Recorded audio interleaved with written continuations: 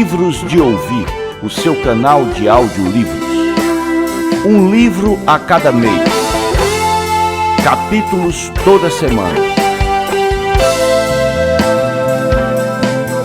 Inscreva-se no canal e viaje pelo mundo dos livros. Livros de Ouvir, o seu canal de audiolivros.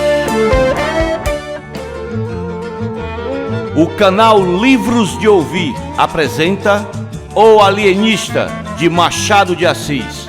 Leitura, Paulo Rossiglow Dantas.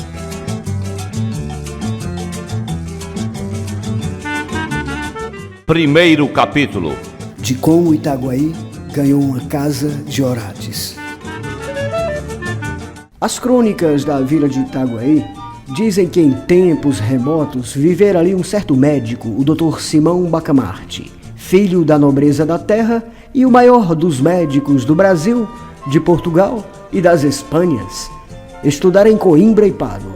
Aos 34 anos regressou ao Brasil, não podendo el rei alcançar dele que ficasse em Coimbra, regendo a universidade, ou em Lisboa, expedindo os negócios da monarquia.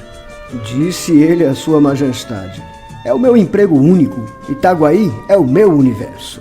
Dito isso, meteu-se em Itaguaí e entregou-se de corpo e alma ao estudo da ciência, alternando as curas com as leituras e demonstrando os teoremas com cataplasmas.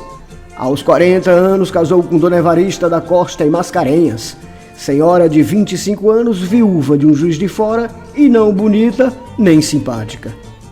Um dos tios dele, caçador de pacas perante o Eterno, e não menos franco, admirou-se de semelhante escolha e disse-lhe. Simão Bacamarte explicou-lhe que Dona Evarista reunia condições fisiológicas e anatômicas de primeira ordem, digeria com facilidade, dormia regularmente, tinha bom pulso e excelente vista. Estava, assim, apta para dar-lhe filhos robustos, sãos e inteligentes. Se além dessas prendas únicas dignas de preocupação de um sábio, Dona Evarista era mal composta de feições, longe de lastimá-lo, agradecia-o a Deus, porquanto não corria o risco de preterir os interesses da ciência na contemplação exclusiva, miúda e vulgar da consorte. Dona Evarista mentiu às esperanças do doutor Bacamarte. Não lhe deu filhos robustos nem mofinos. A índole natural da ciência é a longanimidade. O nosso médico esperou 3 anos, depois 4, depois 5. Ao cabo desse tempo fez um estudo profundo da matéria. Releu todos os escritores árabes e outros que trouxera para Itaguaí. Enviou consultas às universidades italianas e alemãs e acabou por aconselhar a mulher ao regime alimentício especial. A ilustre dama, nutrida exclusivamente com a bela carne de porco de Itaguaí, não atendeu às admoestações do esposo, e à sua resistência, explicável mas inqualificável, devemos a total extinção da dinastia dos Bacamartes. Mas a ciência tem o inefável dom de curar todas as mágoas. O nosso médico mergulhou inteiramente no estudo e na prática da medicina. Foi então que um dos recantos desta lhe chamou especialmente a atenção. O recanto psíquico, o exame de patologia cerebral. Não havia na colônia e no reino uma só autoridade em semelhante matéria, mal explorada ou quase inexplorada. Simão Bacamarte compreendeu que a ciência lusitana, ou particularmente a brasileira, podia cobrir-se de louros imarcessíveis. Expressão usada por ele mesmo, mas em um arroubo de intimidade doméstica. Exteriormente era modesto, segundo convém aos sabedores. A saúde da alma, bradou ele, é a ocupação mais digna do médico. Do verdadeiro médico, emendou Crispim Soares, boticário da vila e um dos seus amigos e comensais. A vereança de Itaguaí, entre outros pecados de que é erguida pelos cronistas, tinha o de não fazer caso dos dementes. Assim é que cada louco furioso era trancado em uma alcova na própria casa, e não curado, mas descurado, até que a morte o vinha defraudar do benefício da vida. Os mansos andavam à solta pela rua. Simão Bacamarte entendeu desde logo reformar tão ruim costume. Pediu licença à Câmara para agasalhar e tratar no edifício que ia construir todos os loucos de Itaguaí e das demais vilas e cidades mediante um estipêndio que a Câmara lhe daria quando a família do enfermo não o pudesse fazer. A proposta excitou a curiosidade de toda a vila e encontrou grande resistência, tão certo é que dificilmente se desarraigam hábitos absurdos ou ainda maus. A ideia de meter os loucos na mesma casa, vivendo em comum, pareceu em si mesmo sintoma de demência e não faltou quem o insinuasse à própria mulher do médico. Olhe, dona Evarista, disse-lhe o padre Lopes, vigário do lugar. Veja se seu marido dá um passeio ao Rio de Janeiro. Isso de estudar sempre não é bom. Vira o juízo.